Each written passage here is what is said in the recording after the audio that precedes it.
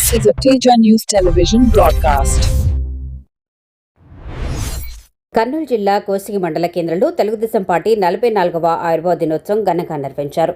Party నాయకులు, కార్యకర్తలు పెద్ద సంఖ్యలో పాల్గొని ఉత్సాహంగా వేడుకలు జరిపారు. ఈ సందర్భంగా పార్టీ రాష్ట్ర కార్యదర్శి పాలకుర్తి శ్రీనివాసరెడ్డి మాట్లాడుతూ బడుగు బలహీన వర్గాలకు రాజకీయ అధికారాన్ని అందించాలనే లక్ష్యంతో పార్టీ ఏర్పడిందని పేర్కొన్నారు. పార్టీ స్థాపకుడు ఎన్టీఆర్ చిత్రపటానికి పూలమాలలు వేసి నివాళులర్పించిన అనంతరం పార్టీ జెండాను ఆవిష్కరించారు. పేద ప్రజలకు ఆహారం అందించాలనే సంకల్పంతో అన్నదాన కార్యక్రమాన్ని కూడా నిర్వహించారు. అలాగే నారా చంద్రబాబు నాయుడు నాయకత్వంలో టీడీపీ జాతీయ స్థాయిలో గుర్తింపు పొందిందని ఆయన అన్నారు.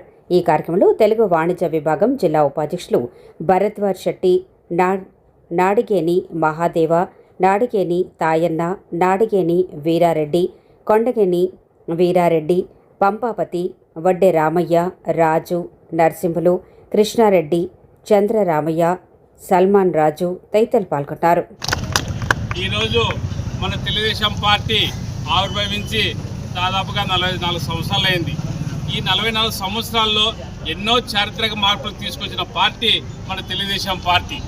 ముందుగా మన తెలుగుదేశం పార్టీ ప్రారంభించినప్పుడు మన రాష్ట్రంలో, ఉమ్మడి రాష్ట్రంలో రెడ్డి కర్ణం వ్యవస్థ చాలా దారుణంగా ఉంది. అంటే రెడ్డి కర్ణం వ్యవస్థలు ఏం చెప్తే జరిగేది పల్లెటూళ్ళల్లో. అంటే మిగతా బడుగు బలహీన వర్గాలు ఎవరు కూడా ముందుకు రానిచ్చే పరిస్థితి. అటువంటి పరిస్థితుల్లో మన నందమూరి తారక రామారావు గారు పార్టీ ప్రారంభించిన వెంటనే ఎలక్షన్లో గెలిచిన వెంటనే కర్ణం రెడ్డి వ్యవస్థలు రద్దు చేసి మన మండల వ్యవస్థను తీసుకొచ్చారు. అంటే ఇప్పుడు మండల వ్యవస్థ అంటే ఎంపీపీలు కావచ్చు, ఎంపీటీసీలు కావచ్చు, జెడ్పీటీసీలు కావచ్చు, జిల్లా పరిషత్లు కావచ్చు, ఇవన్నీ తీసుకొచ్చి బడుగు బలహీన వర్గాలకి అధికారం ఇచ్చిన పార్టీ తెలుగుదేశం పార్టీ. అలాగే మన తెలుగుదేశం పార్టీ దేశంలో కూడా ఎన్నో చారిత్రక విజయాలు సాధిస్తూ ఎన్డీఏ కన్వీనర్గా ఉంటూ, అలాగే మనకు రాష్ట్రానికి ఎన్నో పథకాలు తీసుకొచ్చి మన రాష్ట్రాన్ని సుస్థితిశామలు చేసిన ఘనత మన చంద్రబాబు నాయుడు గారిది. అలాగే రాష్ట్రంలో వస్తే మనకు మహిళలకు రిజర్వేషన్లు అయితేనేమి, మహిళలకి ఆర్థిక సమానత్వం అయితేనేమి, మిగతా అన్ని రంగాల్లో కూడా తీసుకొచ్చిన ఘనత ఒక తెలుగుదేశం పార్టీ. ఎప్పుడైతే బడుగు బలహీన వర్గాలకు అధికారం వస్తుందో అప్పుడు ప్రజలందరూ కూడా సస్యశ్యామలంగా ఉంటారు, అందరూ కూడా సుఖశాంతులతో ఉంటారు.